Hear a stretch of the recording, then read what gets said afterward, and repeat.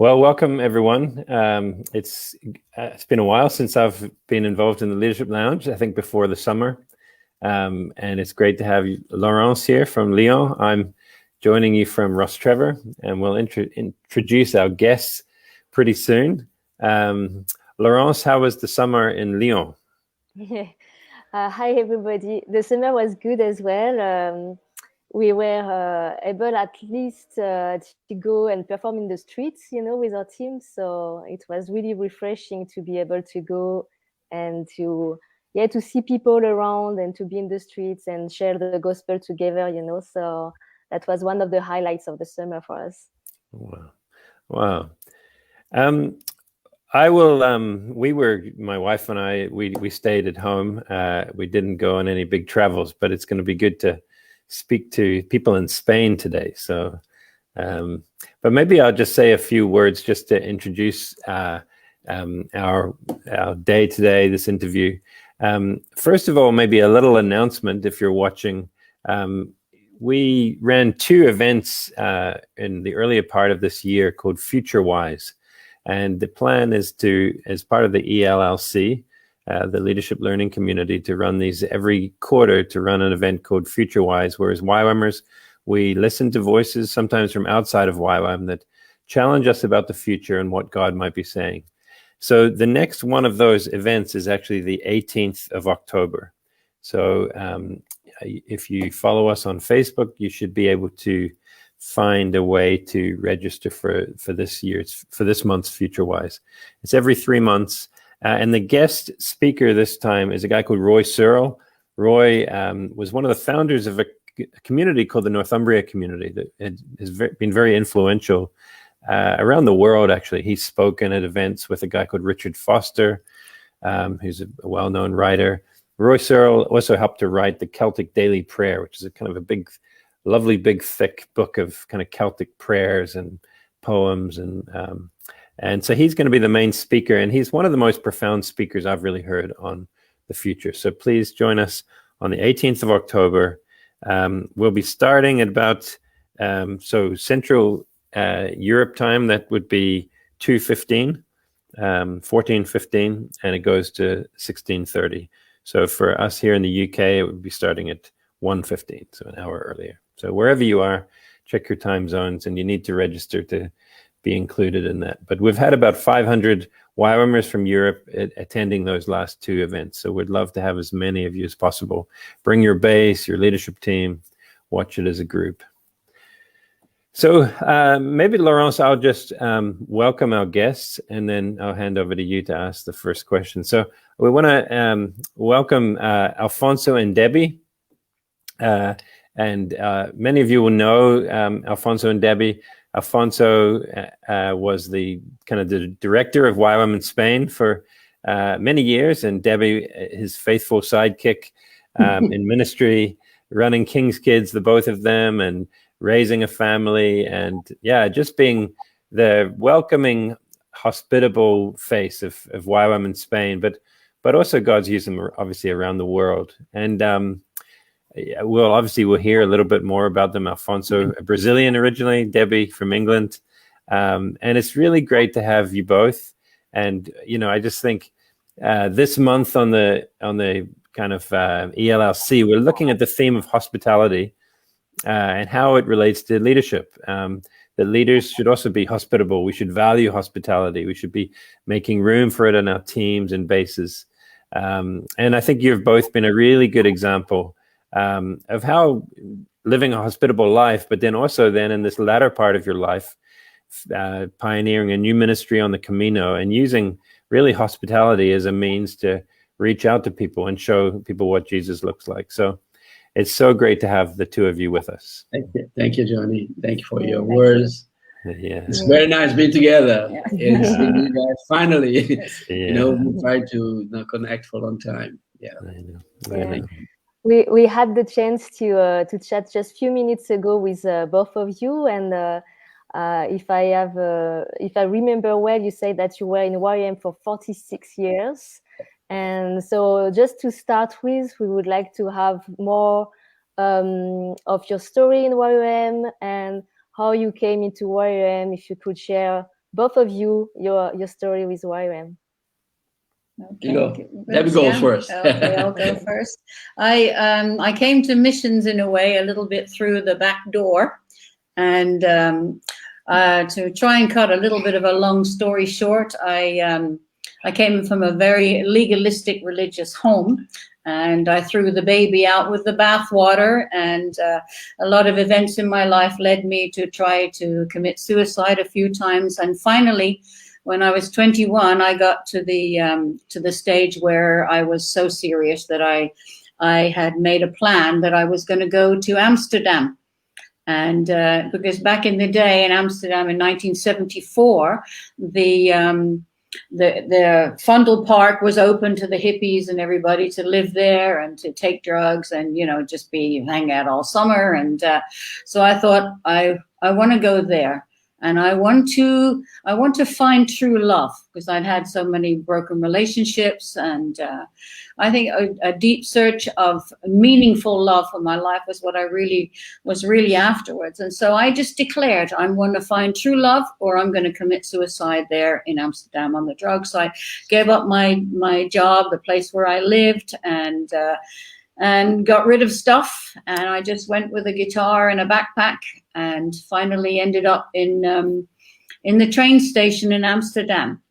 Well, some of you might have read Floyd's book about being there in the Ark in Amsterdam back in the day, and so the Ark was just behind Amsterdam Central Station, and they would go out there on outreach every day. There was about 40 people on the 2 houseboats back in that particular time, and they would go out in the streets.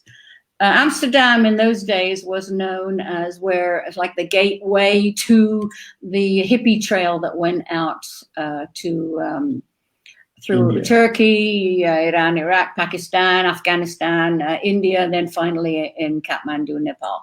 And there was also Dilaram houses along that trail as well. And when I was so they would go out every day to see. Some people would come back broken, for even not having found what they're looking for, and there was a lot of mess going on back in those days with the young people traveling backwards and forwards. And so I was in the train station with my backpack and my guitar, and it was like, I've got, this is really neat because I've got it all in my journal about how I felt about what was going on. And I saw, but it didn't matter like how bad your weekend was. It was like if you had to go to work on Monday morning, it did provide some kind of stability in your life.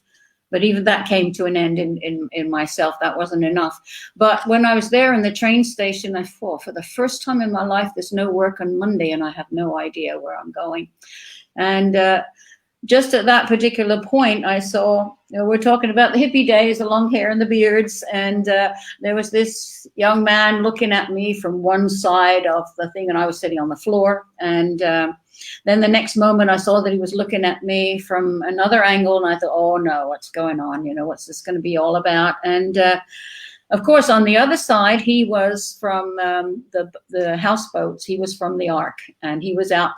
But usually they would go out in twos, but today, for some reason, he was out by himself. And what he was doing is he felt from God that he should really go talk to this girl. But the norm of back in that particular day was you didn't go and talk to the opposite sex if you were not accompanied by a guy or a girl or whatever. And so he was kind of struggling because he didn't know. This was the train station, one of the busiest train stations that it could be.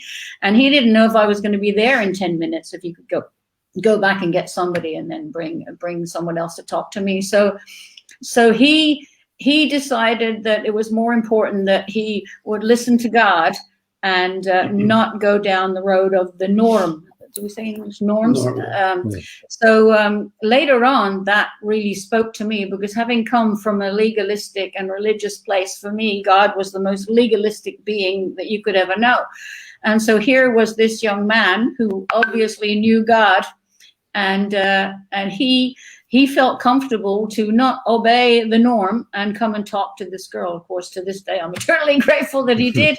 So he came and he started to talk about God, and I just got emotional just thinking anyway, he was talking about God, and of course, out of me comes all this venom about against God, religion, etc., etc. But he said, "Oh, let's go have a coffee," and we talked. I don't remember what we talked about, but and he invited me to go back to the community to eat dinner that night, which was another norm that he didn't follow, because you're supposed to let people know a few hours before if you're going to bring anybody home. Later on in life, this really spoke to me about that God's not legalistic. He's got his principles and the law, but he's not legalistic. And it reminds me of David when he and his friend and his army were starving, and they actually went in and they got the showbread from inside the tabernacle, because he knew God wasn't going to be upset about touching that bread and eating it. But anyway, so those things spoke to me a lot about the character of God. And I was invited to eat dinner there. I ate dinner with them. I spoke to Floyd afterwards, shared my life up until that point. And he said, "Well, why don't you come and stay with us?" Usually what they would do is they would put people in the Christian hostels that were around and say, "Come to us every day."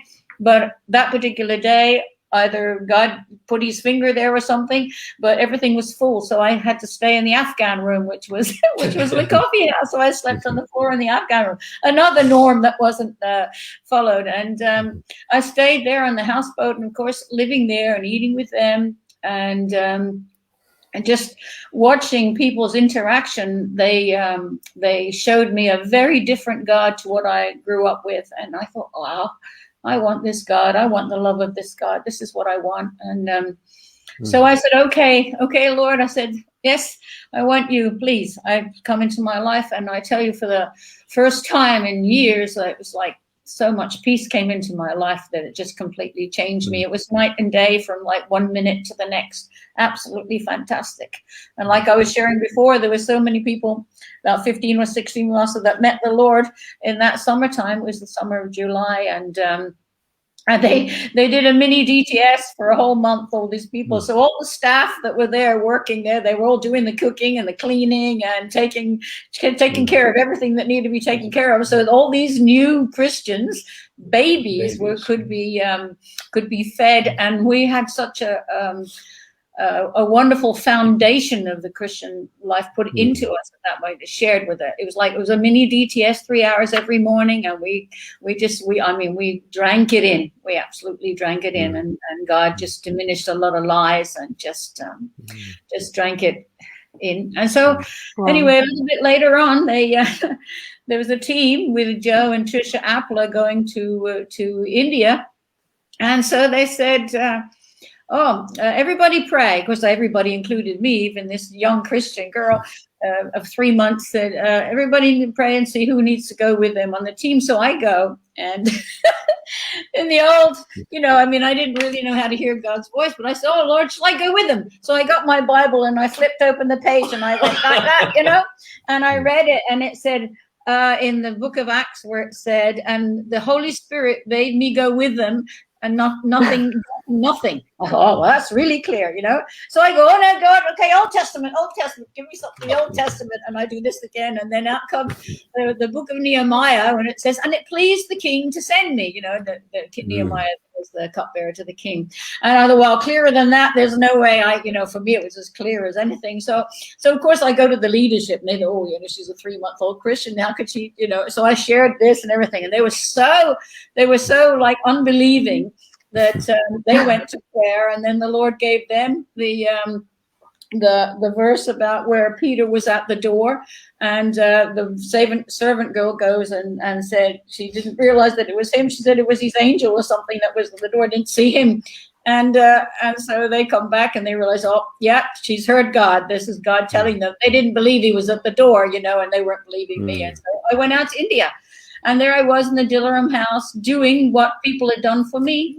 Loving them, going out to the streets, bringing people back and talking and sharing with this whole new love that God had given to me. I was able to extend to other people. It was great. And I was out there for 6 months, and God really did a lot of work in my life during that time. I never went back, and I've done, well, Lord, why did I even go out there in the first place? And I just felt like the Lord told me that he wanted to take me away from my culture, my language, everything that was normal for me to work in my life. And came back to the Ark, and then it's about pray and not go.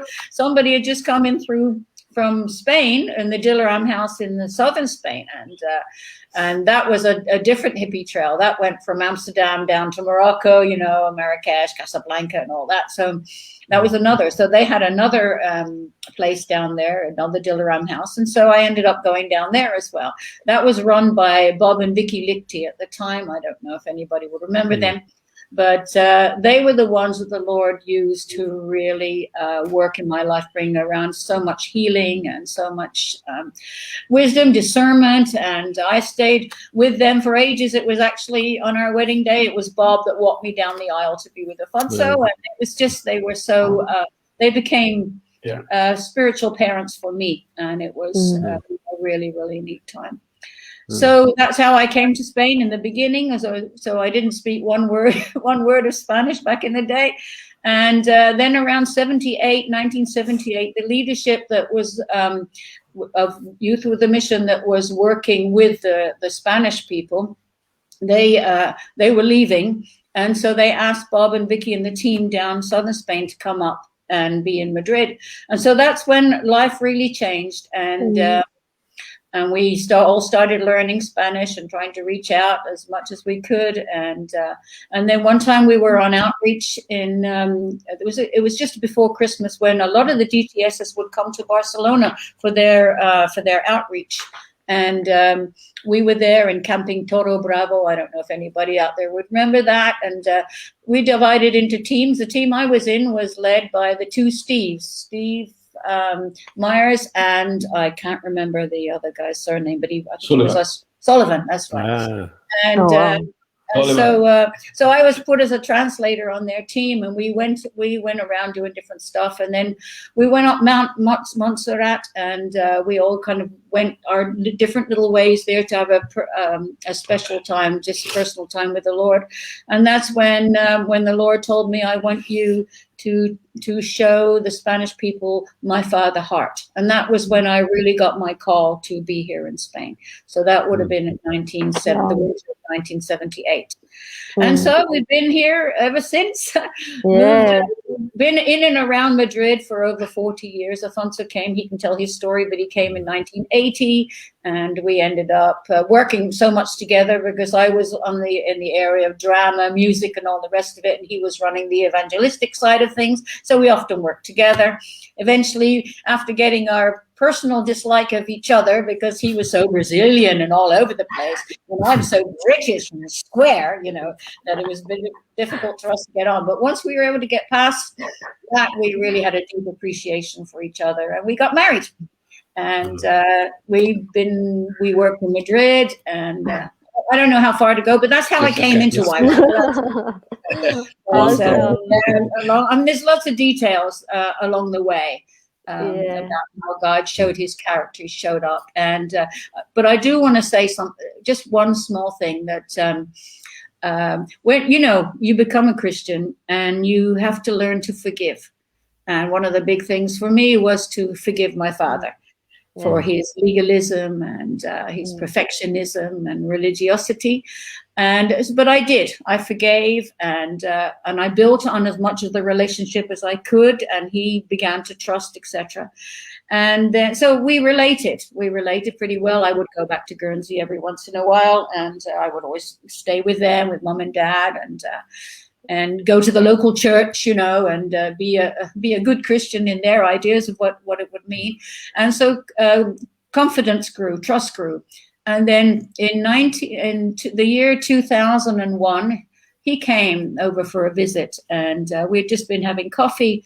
My sister and my mom went ahead. We just come out of the coffee place, and my dad kind of held me back a little bit, and he said to me, "Deb, I've been thinking lately, please forgive me for being so harsh with you when you were growing up." Of course, we both cried there in the road, and I had already forgiven him, and of course, this was a magnificent thing. We forgive, but we don't always have that privilege of a person asking for forgiveness. And so it was a really, really, really special thing that happened to me. And so I just wanted to share that. And my dad, 6 months before he passed away, he was in hospital, and my brother and his mom, my mom as well, went to visit him. And my dad said, "Oh, the chaplain's just been round," and we were talking. He said, "For the first time in my life, I feel forgiven." And this was all these years he's been, religious, and yet he had never felt God's forgiveness, and that explains so much why he was unable to give that to his children. He was unable to extend grace and extend love. It was all perfect. But he met God in a wonderful way towards the end of his life, of which we're very grateful. I just wanted to share that with you. We don't always have that privilege, but I did, and I'm very thankful for it. Thank you, Debee. And I think that's something maybe we can go later on, but this aspect of legalism, it's really important to touch about this when we talk about hospitality, and to be able to host people with an open mind, and not having all these rules to follow. It's good to have a safe frame, but in the same time, we need to break rules sometimes, when God is asking us, so that the people can really feel they belong to the community, they are included, and they can be who they are, as they are. So thank you, Debee, for sharing your heart. That's amazing. Yeah. And Alfonso, I guess you have many things to tell us too. I came to YWAM, and I was 18 to 19 in Brazil when Jim Starr came to Brazil to start the first YWAM team. I was already a believer for about 2.5 years. I come from a broken home and a very painful story in a home. But again, the place of hospitality, of being loved and cared by older people, helped me through. And that first team, as I was part of, we started the ministry, the YWAM Brazil. And 1980, I came to Spain, leading a team. I had been in other countries. I have gone to Argentina in 1977 to start the base there. The ministry there. Start at least beginning put a YWAM on the minds of the pastors and the people as this young person, And so I stayed 1.5 years in Argentina until Alejandro and Ricardo Rodriguez took over the ministry there. And but coming to Spain, I brought the first Latin American team. We put a team together of Brazilians, Argentina, Colombia, and in Chile to come to Europe for the Olympic Games in Russia. So we ended up in Madrid, just one-way ticket, and there was another team held up here. They didn't have no money to keep going to Russia either. So God had to work in our lives, and the process of God in dealing with my leadership, my team of 11 young people. And in that process, the Lord as well asked me to open my eyes to Spain and build a house, build a big house, and plant a big tree, and let this tree grow away, bear fruit. So I went to Russia, came back. In that process, leadership have been praying about it, and they extended an invitation to that, unorganized, crazy Brazilian, that didn't know anything about schedule or anything like that. So just want to be out there, reaching out people in the streets and leading the evangelism teams. And so they say, Alfonso, there's a place for you on the table. Would you pray about consider being here as one of our leaders? Anyway, so they gave space, they gave me place, and they loved me, they care for me, and that's that story. Yeah. Yeah.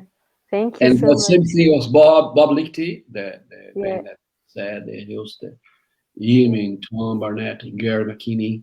They were the guys, they were already here, and they were the guys who gave space for us, to grow and to be part of my team and the people. Yeah. We can see in your both testimonies that hospitality is something that is part of your life, because you received love from being welcomed and from having your place. And maybe you can share a bit of a kind of a definition of what hospitality is for you guys? How would you define hospitality? What are the things that are very important in hospitality for you? Okay. I think I've got right there. Hospitality is for me it's an expression of how you can love people. It's an expression of unconditional love, and I think in a way hospitality in itself should be unconditional hospitality without hoping for anything in return. And it's not just an event. It's a way of life where God can interrupt you anytime and show you what is happening around you. It's not just like, inviting some people for dinner. It is all of these things. That's true. But it's not just that. And it's being available to see, to hear God and to see. And hospitality envelopes the whole person, body, soul, and spirit. And so it's not just a nice dinner or a comfortable bed. It can be a word of knowledge. It can be a hug. It can be so many different aspects of it. But I think the key part of it for me is unconditional hospitality, where it's not, we use the word like a tool for evangelism. I think that in a way kind of lowers its value because we need to be hospitable to everybody and anybody. And a lot of people will come to the Lord because of it, but that shouldn't be my motivation to do it. Because if it is my motivation or even my only motivation, then I will be disappointed when people don't come to the Lord because I'm working for a certain goal rather than I'm God's arms, voice, hands, and hugs to these people. Does that explain it a little bit? That's great. Alfonso, did you want to say anything? I would say is for us, it's because the example of other people to our own lives, of course, and it challenges us to be that. We've seen what the fruit in our own lives. And in my own beginning of my Christian life, one of the ladies, I have a picture here, this lady here, she was the first Black missionary from Brazil sent to the tribes of Paraguay to start the translation of the language of the Guarani in the Bible into Guarani. So that was back in the 50s, And she had returned home to take care of her father that was sick. And she never went back to the mission field. But she did a wonderful ministry she never got married, but she loved all these hippies, all these crazy guys in town. She'd bring, us to her house to have some, food and stuff and teach us some of the Bibles. But her love, and she was able to touch other ladies, and they become the aunts, las tías, of those young guys. And so there is a saying that she reflects that, but which says like the hospitality, which is very known phrase, quote, hospitality is treating someone like they belong, before they belong, until they belong. Treating someone like they belong, before they belong, until they belong. And these ladies have done that to us. And so understand that, I could see that as well for the heart of God. God is the most hospitable being in the universe. It's a sense of God's heart, its hospitality.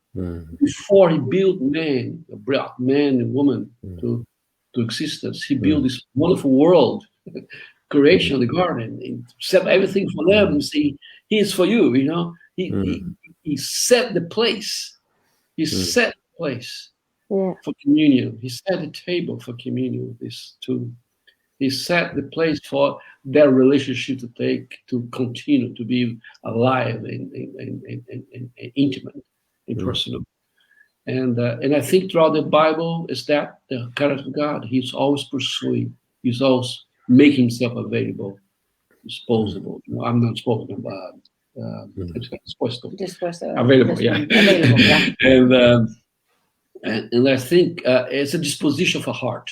It's an attitude of first recognizing the other, give a recognition to the other person, the one that's in front of you, noticing, giving that. And what we do is consequences of that. But we can do things without giving value to that person, without even recognize the dignity of that person, if it's just a tool, to get somewhere. Yeah. And anyway, so I can talk great. more about that. But that's what is in our heart, Yeah, it's really good, both of you. I love what you're saying. Maybe I'll go into just asking a little bit more about some of your ministry in the last few years. I know, one of the, I guess even having this conversation, I always remember, Alfonso, when I would go to a leaders meeting, whenever I would see you, even if the first time I didn't know you, you were so welcoming. And then Debbie, I remember you coming and sitting at our table here in Rostrevor and eating. And the two of you do have this gift of welcome, I think. And it's amazing the way you were brought to the Lord even through that in a way. So it's what I love about YWAM. I think you really embody that so well. So, but in the last few years, you've been engaging more in the Catholic world. And I'd love to hear a little bit about that story. How did that happen? What's that look like for you? And tell us about the journey. Well, probably it's come as well the beginning of my own walking with God and my conversion, because I didn't became part of an evangelical church per se, just kind of these hippie guys looking for truth, and then these guys Bible study, coffee bars thing, and everything is God and for God, and the kingdom of God is bigger than the church, and that we breathe on that aspect of understanding the kingdom of God, the broadness of the kingdom of God. And though we got affiliated with the evangelical Protestant church later on, 2 years later, and but that a particular understanding of the God is present where people are seeking for Him. He's not restricted, and God make His presence known. It was very important in that beginnings. So, and then when we started YWAM, understand the broadness as well of Laurence and Darlene and the leadership then, that the body of Christ is all, it's not just this, it's for everything, and though he never specifically said Catholic or evangelical, but it's that understanding of the broadness. And so when we came to Spain, of course, I have met Bruce down back there in Argentina in 1978 in our outreaches there, and when he came for the football outreach in Argentina. So later on here in Spain, we're exploring that whole aspect of evangelization, and the YWAMers here began as well, leading people to the Lord, but not necessarily pull them out of the Catholic Church, but giving them substances of the faith they can carry on. And of course, later on, the breakup starts, of course, that happened a lot of time, in a lot of countries. But Bruce was very, very important. Bruce Kluwet, very important, that process, because they were living the same process in Austria. So we have to run this big outreach in Spain in 1982 for the World Soccer Games. And out of that European leadership gathering, we make a big decision and going for the Catholics. We're gonna do and bring Catholics from Europe to evangelize in Spain, and not have a premise thought of we have to pull people that come to the Lord out of that setting, establish their local church. So we have to communicate all that decision to the Spanish pastors and our friends here. So you can imagine another inquisition started, against us, of course, and it was very painful. But we had to carry that vision, that dream of God, that He had another way of reaching out to the Spanish. So out of that outreach, which was wonderful, I had 300 volunteers with me in Madrid. We've been we all stayed in these local parishes and sleep on the floors and run all this Bible thing and training, whatever, for these new converts. And a lot of friendship developed with priests and the local churches and the Catholics. And the Lord as well healed a lot of the relationship with evangelical Protestants over the years. And we felt the Lord called us, at least Deb and Alfonso, within that setting to be part of a bridge, to be a bridge of reconciliation. Not just to do evangelism, but to be friends and friends to the leadership, especially leadership of both sides. And build up with them the kingdom of God together and call them to meet each other, set a table. Again, hospitality, set a table, set a setting, a safe place where they can meet, they can see the other, they can put down their fear, their prejudices, and meet the brother, the sister, not just the rival, but the brother and the sister. Yeah. And that has been taking place all these years, along, more in less in different aspects. But in 1983, Bruce and the leadership here in Spain with us, we started the first YWAM DTS for Catholic Protestants together. Hybrid. Hybrid DTS, and that's where Rob Clark came, from Ireland, and others that are leaders today and serving God in different fields, in the world, and from Spain and from the other parts of Europe. And that was the springboard for a lot of things that, yes. And so Kerygma team started in that sense, and Bruce and Clark took over in many aspects of networks in Europe that grew and developed. So for us, that was part of our family as well, within YWAM, we have different, we belong to different tribes in YWAM, but that's what it still is. I'm still part of that. And so the Camino come back, then we do this whole changing and delegate our responsibilities back in Madrid and all that, and do the new change to the Camino Santiago, represents the Catholic world, and represents as well those that have thrown God and the church everywhere, but still seeking for that revelation. And Camino helps in that. Yeah. So I think maybe just to kind of head down that Camino line, I suppose as we're talking about your engagement in the Catholic world, I think, I just remember a few years ago with Bruce Cluett and the Kerygma teams guys, which is this kind of network in YWAM that really focuses on the Catholic world. If you're listening and you're interested in that and you want to engage more, there's real great resources. They have a website, I think Kerygma, whatever it is, like Google Kerygma YWAM. But I suppose I had this revelation: there's a billion Catholics in the world, and for many of us, even somehow subconsciously, we kind of, as YWAMers, we're often quite Protestant and think, well, we need to see a billion Catholics become Protestants. And is that really what God wants? And I think, of course, God can do so much work in the Catholic world, and there's so much already happening. So it's so inspiring to hear how you've been engaged in that for many years. And of course, one of the, Bruce always says that, being Catholic is not so much about beliefs, it's a culture. And a real culture in the Catholic world is pilgrimage, going on pilgrimage. And for Protestants, evangelicals like me, I mean, I never went on a pilgrimage. It wasn't something we did. But the Bible says, "Blessed is the man his heart is set on pilgrimage." So, and of course, the most famous pilgrimage in the world is the Camino de Santiago.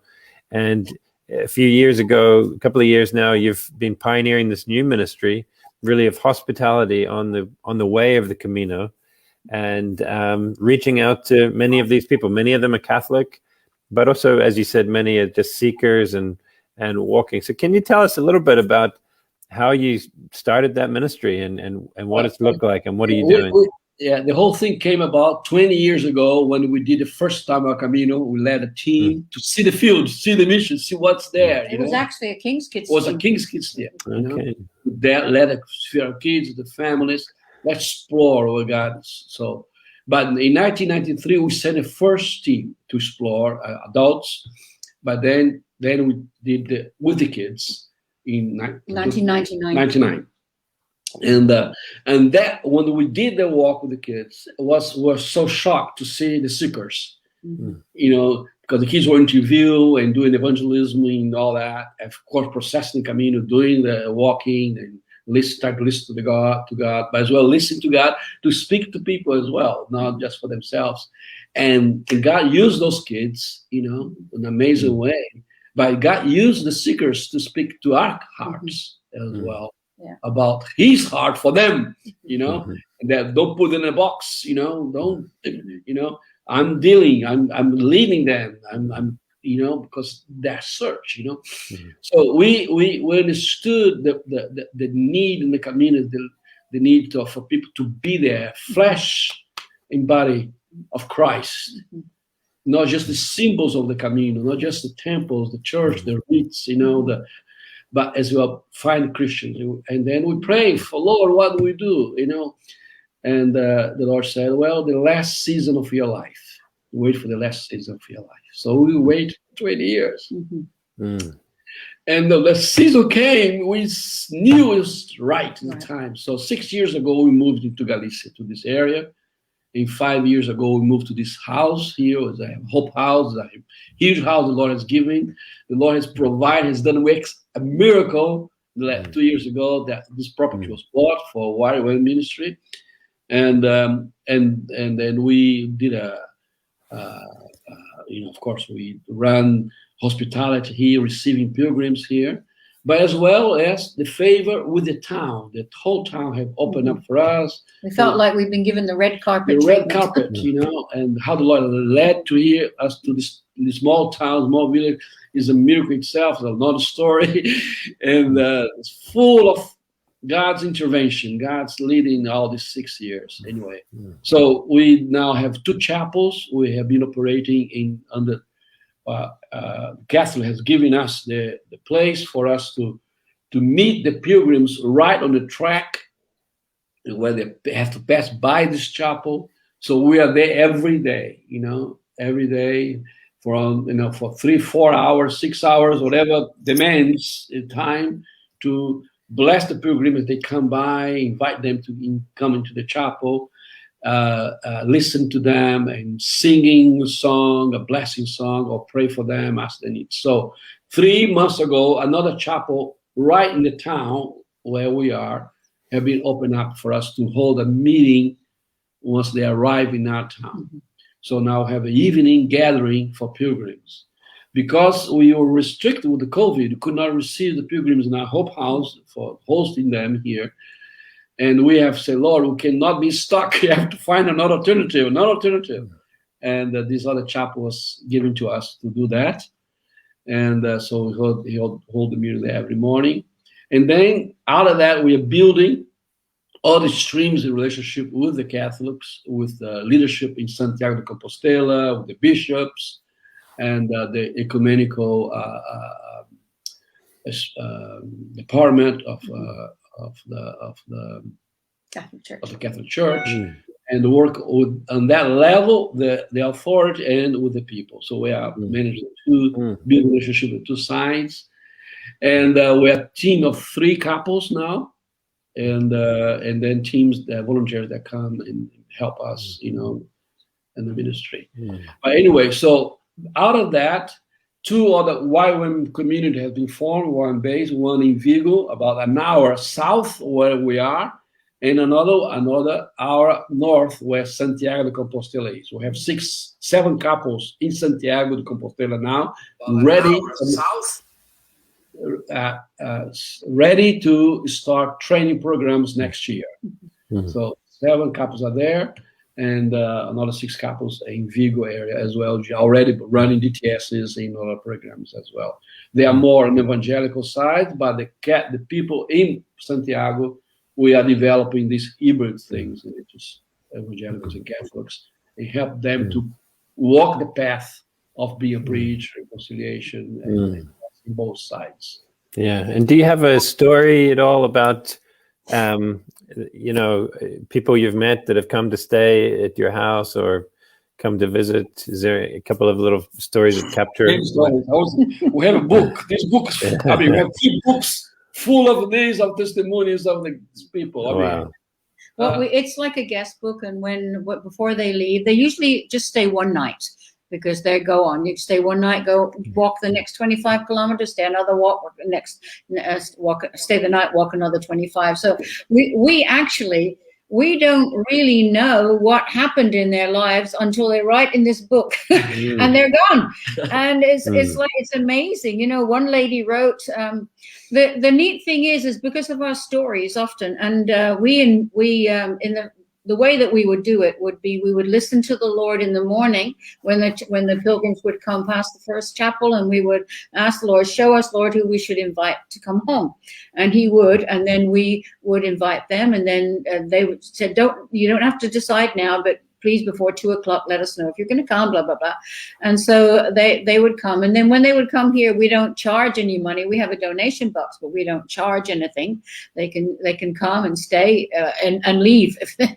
But so often when they come, well, why do you do this? Is very much the very first question that they would ask. And this kind of opens up a door for us to tell them why. We're here because of God, and depending on listening to the Lord. We all have different aspects of our testimony in our life with God, and we need to listen to him to know what part of our life story is going to be important and helpful to that particular person. So it's like working in hospitality. I think we need to have 2 ears to God all the time, so that we're sensitive to how to speak to the people that ask us questions. And but the other side is learn to listen to the people. The process of teaching. Evangelism is more about listening than speaking, as you know. I wrote down in the bottom of my book here, listen, here it is there. Listen. But listen, people, like Jesus did. Ask the questions, listen the heart, listen what they're saying. And then, then give what, where's itching? Where's itching? So you don't score where's itching if you don't ask questions. We don't listen, And sometimes we give answers without knowing the question, as we say, And that happens all the time. So here, that's what we're training our people. Listen, just listen, and God will lead you. So one story, there are many. The drastic one,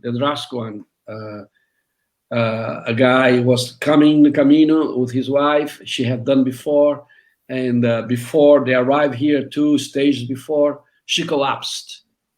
And she has taken to the hospital.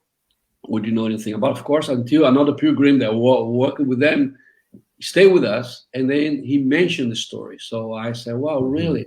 Yeah, we don't know what happened to them." And we prayed that night. I said, "Look, I don't know if you believe or not, but can we pray for the family that we have a good conversation that evening?" And then he receives a message from this guy that the wife passed away. They were from Canada, and that she died. And so I asked him, "Okay, can you give me the contact?" Because this guy has to go next morning. Give me the email, the contact. I'll contact him, see if he needs anything. So we start already make him to belong, right? Like we say, before he belongs. So we send him a message and start encourage him and talk to him. And in the end, they do something with the body. They do the cremation. Body sent to Canada. He didn't know what to do. He didn't want to go back. He's lost. So we say, and then we encourage him. We're here for you. Say, okay, don't come for me. I'm gonna do the walk. I'm gonna do what my wife proposed. So he walked, and he meets us at the chapel. So we receive him. So he stay with us. We process his grieving story. We care for him, and then later he kept going. He went to Santiago. Anyway, so on that grieving, he went back without no home. They have sold their house. They have put everything in a storage, and because they are thinking about a bright future for them, And now he goes back to nothing, no wife, no home, and so kept in touch for all. I was still in touch. A year later, he didn't tell us anything, but he came. He made a surprise. He showed up in the chapel like as a pilgrim. He came to do another pilgrimage by himself. Put a plate of honoring her wife while she died. Plaque. Yeah. But this guy, he come to the faith in God, in his heart, and the Lord has, because he built his life. He got a home, he got everything. So, but he came back. The beautiful thing, he came back. The other guy was the guy who wrote this book. It's a book where people knows about us. It's called Stone and Water. In English, Stone and Water is talks about the trail, our trail. Our trail is called the spiritual variant of Portuguese Camino. Okay.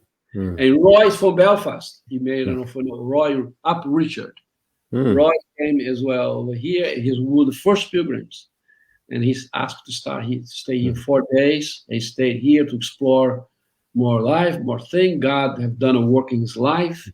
And he wrote a book about what he found. He put us in a book. This book has been going everywhere, in Spanish and English, all over the world. And people find about us through this book, through the story of him, yesterday, the other day, we had a chapel, the evening chapel.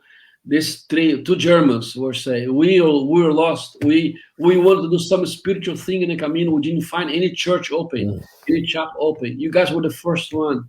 Thank you for inviting us. After we did the whole celebration in the evening, he was saying, this is what I was looking for. I found it today. Wow. And so anyway, it's happening every day. That's amazing. It's amazing. And you're open to teams, DTS teams or YWAM teams to come. And we're open for them to come, for them to explore. They're beautiful, if you call them in our world, our mission field, clear, postmodern mission field. Here, in Europe, right there. A lighthouse that's been for over 1,000 years, Santiago, still shining, attracting all these search like before, like all these thousands of years, it's still alive. And of course, there's a lot of mixing, a lot of new age stuff, whatever, but it's part of the process.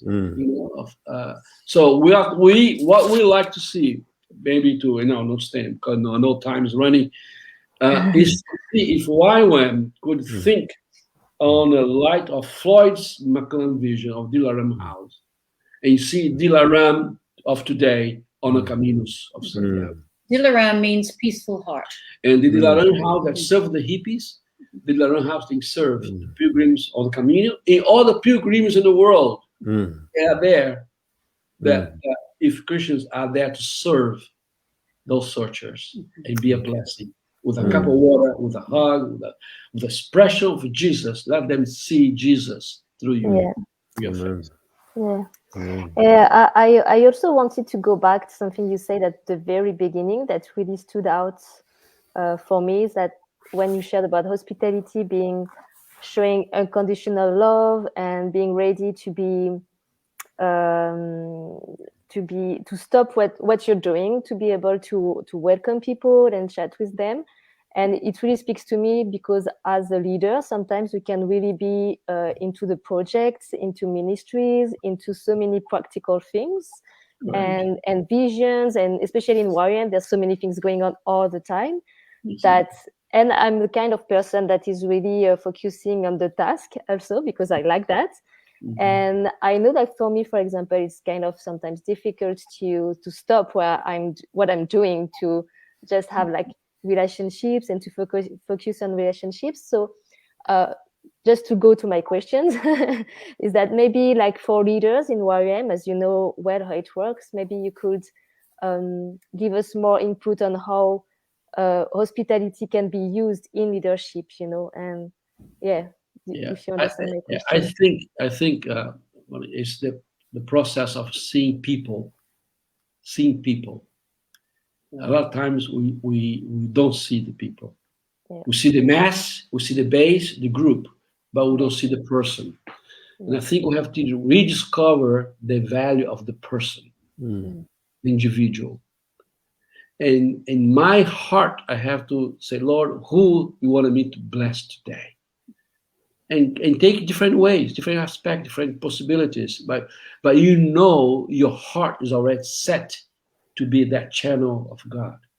And a lot of times we think hospitality, we need to be at home and take them for lunch. Doesn't mean that necessarily. What about their staff they don't have a home themselves? They have a room, you know? A shared room. A shared room, you know? I remember Debbie, when we were still, going out and not be married, how because Vicky Lichty was a very influential person in Debbie's heart for hospitality. And she modeled, more than teaching, she modeled her own life. And the modeling was see the person, stop, have a time. And sometimes we're not prepared for that unexpected, the interruptions, And the interruption is taking us out of our goal, as you say, of our task. And but if we see the life of Jesus, the whole gospel, Jesus was constantly interrupted. Yes. And the miracles and the work of God happened on interruptions time. And like look like a distraction. But he was able to discern and to take that and make that a sacred place, a sacred moment. It's not was not a threat for his goal, where he was going. And I think we had to learn that, in the base. As we talk, hospitality is not necessarily should be a ministry of people at the base. Should be the base. Everybody should be involved in hospitality. I'm sorry to say that. That's my so cry. true. If you're not hospitable, you're not the king of God. Because as you say, the king of God is hospitable. Full. That's the heart of God. So if we know, but it's not just the project of making something, make nice food or whatever. It starts with the attitude of my heart. And because we delegate the ministry of hospitality, so we are excused to be involved in any way, but we cannot be. I think it's rethinking the gospel, rethinking the heart of God, as far as how do I value the person, the individual, and how can I speak in my heart first, before I do anything for them. My heart first, because I've seen people in hospitality doing hospitality, but they have so much grudges, saying they'll match. I'm not here. They feel trapped. They don't want to do what they're doing. They have to do it, They have to fulfill their schedule. And bye-bye, I'm gone. Here's the thing, 3 hours, 2 hours. But the heart will be caught. And I think we cry for that because our world needs that. And the stranger. We'll talk about hospitality in YWAM. What about the strangers? Those that will never come to our base. How do we our evangelism? How we project as we go, in our day-to-day life, It's so good what you share. Thank you. It's really deep and really challenging, and thank you. Challenge me every day. You can hear your passion. Challenge every day. Your passion is really contagious through the screen. I see it, so I like it. Thank you so much.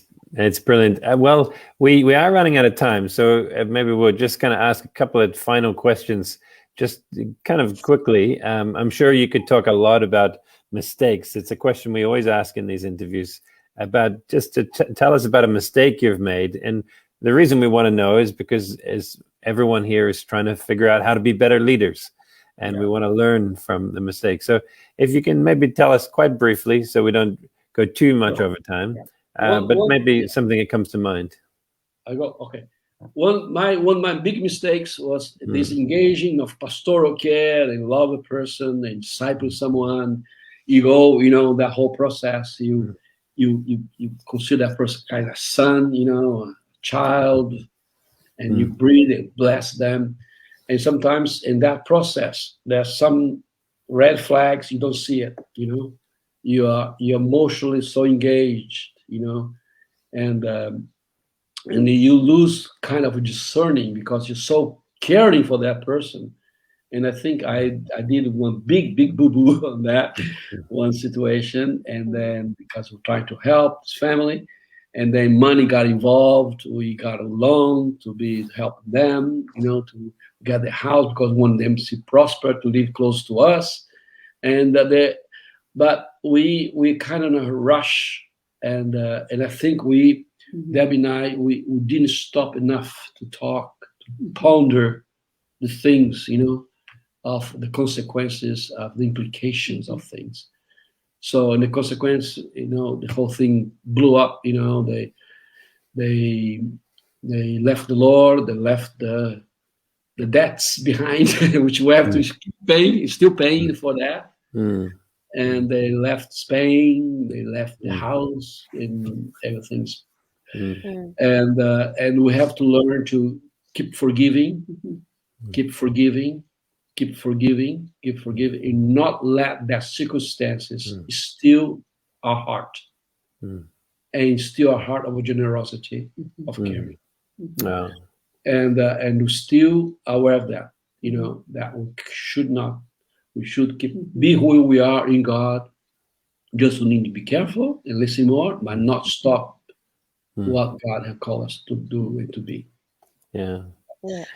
For me, I think it's not so much of a mistake, but a failing that when we were in Madrid in 1984, so it was a long time ago, and it seemed like everybody that came either to be part of our team or to work with us alongside in some way or another always seemed like they wanted to be my friend.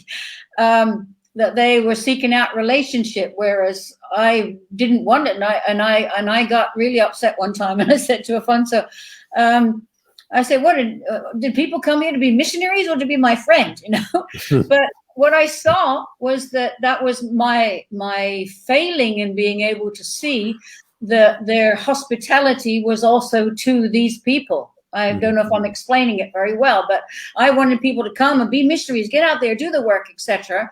But later on in life, I see, well, all these people, they just need as much hospitality and connection with other ones to help them through it. I mean, of course, that changed as time changed, but I sincerely said, I was upset with them because we're involved in a task, and our world is very small.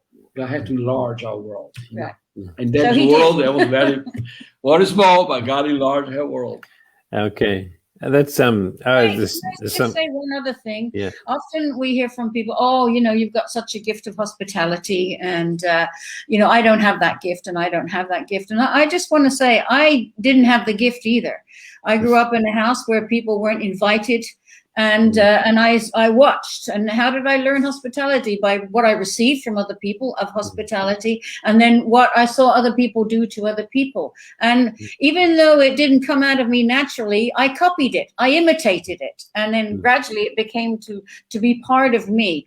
And so I just want to encourage everybody. It's not necessarily a gift that's going to plop down in my lap, but I can certainly learn to be hospitable. And even these days, I go to somebody's house, oh, that's a good idea, I'm going to apply that to what I do, and I go around and I still learn and I glean. And it's an important thing, that I think, hospitality. And I just want to point out too, is often in our bases, it can be that, we have a hospitality department, they'll take care of that, and they'll take care of it. And then we miss out on opportunities. We really miss out on opportunities. And I think sometimes we just maybe put someone to work in hospitality that knows how to make a bed and set a nice little basket of fruit, etc. But the person that should be in hospitality is a person that needs to know what is going on in the base and who to connect these people to. They need to be spiritually involved in the whole thing, not just making it nice. Everything, it's all part of it. Body, soul, and spirit. You know, where can I connect? Oh boy, this person needs to meet such and such a person. And you really want such and such a person on your base to have time in their schedule to be able to put this person in. It's hospitality is a family group thing. It's not just a department or a one-person thing. Yeah. Sorry. No, that's, I mean, I think it's so important. One of the things that Bob always used to say, your greatest strength is also your greatest weakness. And, you know, we have a great hospitalities in a lot of these places, but it can also be a weakness because other individuals can abdicate personal responsibility of hospitality because it will be taken care of. Praise God for hospitality departments as well. I mean, it's all part of it. Yeah. Thanks, Alfonso and Debee. It's such good stuff. I mean, really important for all of YWAM, I think, what you're sharing. Just the final question is just about, that we ask every week, is about books. What books have been meaningful to you in your journey as leaders and as followers of Jesus? Well, for me, mark my life. Want to be a missionary that works this integrality of the gospel and missions. Was the guy that went as a missionary to Colombia, Bruco, or I don't recall that. Britschko, yeah. And that I read that book going to Argentina in a bus.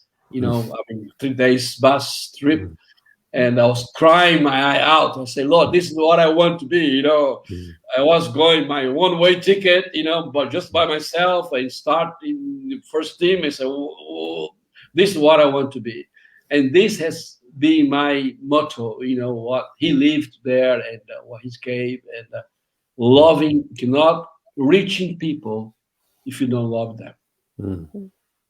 That's good. You cannot reach those you don't love. And love starts there, the heart.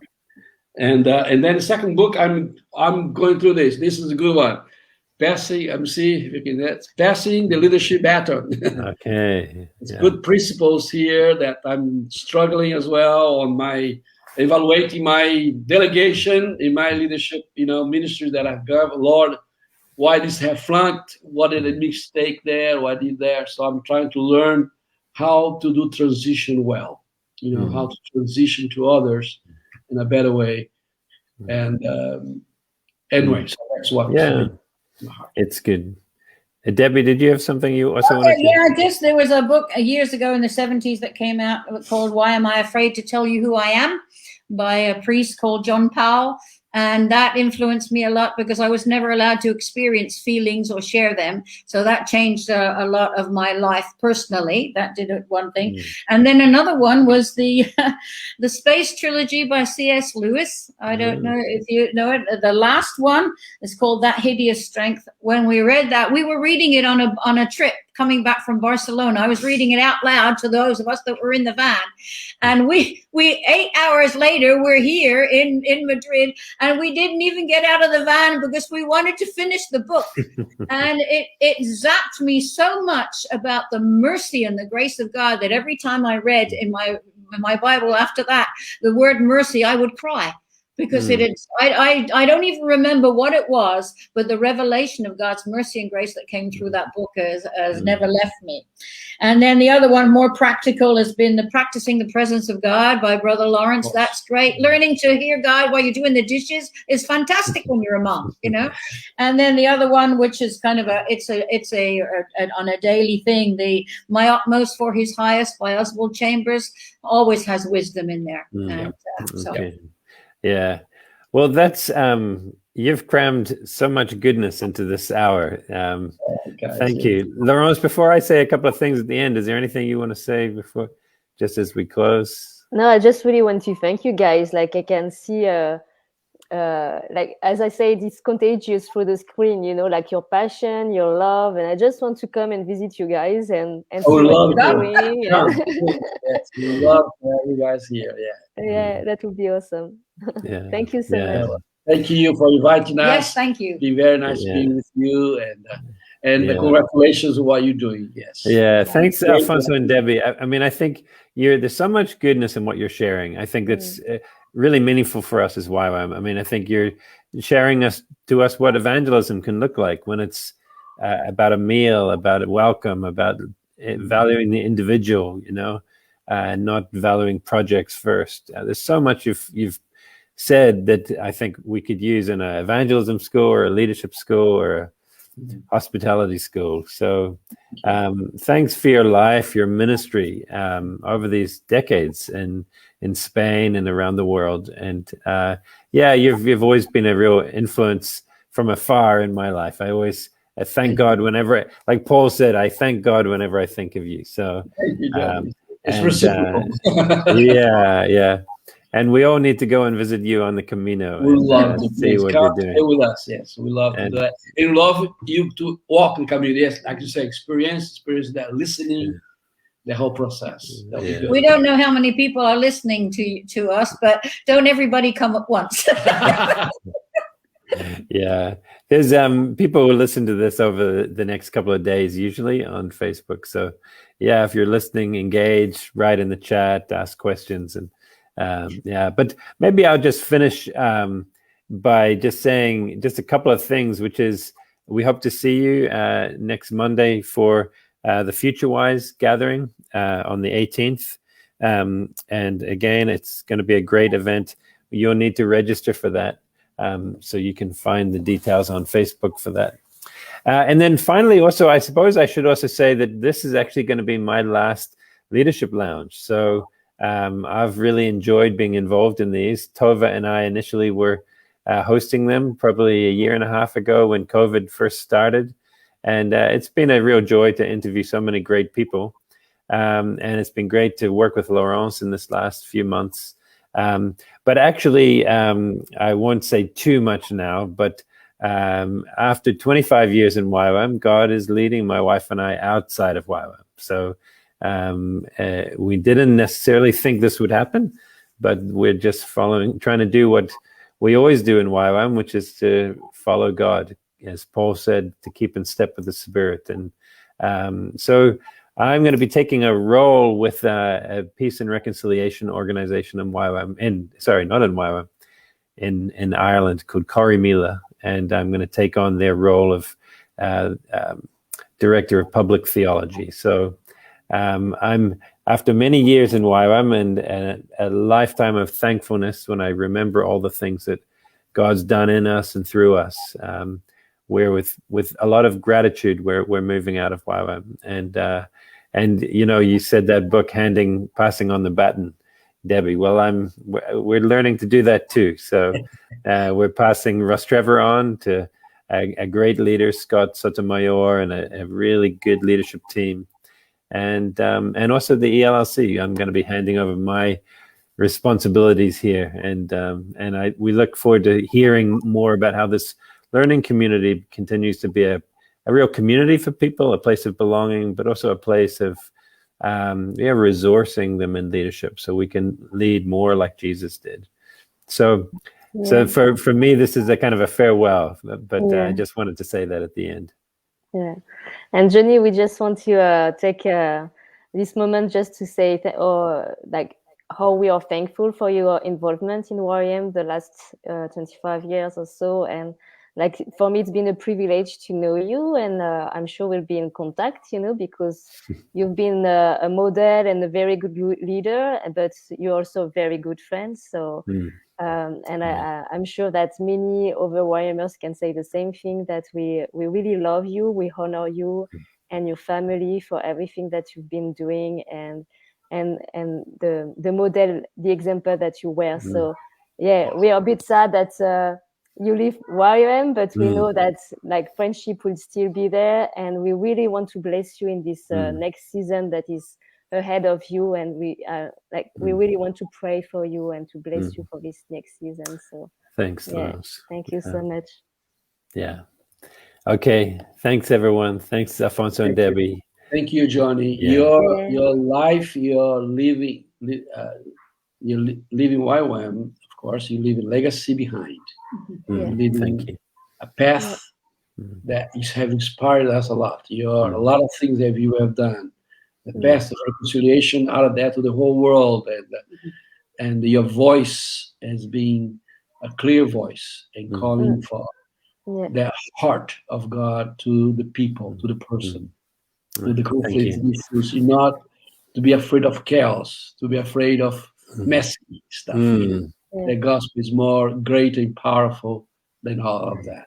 And you let that with joy, with integrity, and I just say, I would love you to do the same thing in Spain. I think everyone love Jonny. They could not clone Jonny. Cannot clone Jonny, but praise God for your life. Thank you for living that things in well, and living well. Yeah, thank you, Alfonso. Thank you. Okay, everyone, thanks so much for being with us, and see you next week. Drop in discussion, keep in touch, and let's keep following Jesus together. Amen. Goodbye. Bye. God bless. Bye. Bye for now. Buen camino.